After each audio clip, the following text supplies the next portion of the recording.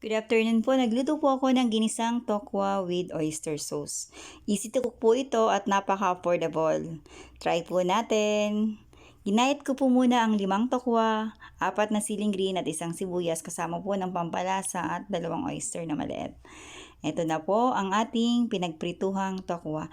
Iprito po natin ito ng medyo crunchy. Masarap po kasi pag medyo crunchy. Kahit wala po itong ibang lahok ng mga baboy, pampalasang iba, ay magiging lasang karne. Karne talaga. Ito na po, igigisa na po natin ang ating sili at sibuyas. At ilalagay na din po natin ang ating mga ginayat na tokwa. Wala po yung baboy, pure tokwa lang po yan. Ngayon, kaya nga affordable po talaga. Then ngayon, haluin po natin ng medyo madahan kasi po para hindi madurog.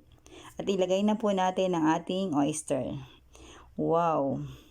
Nanunuot ang bango. Ito na po ang ating finished product. So yummy! Try po natin mga sisi. Napakadali.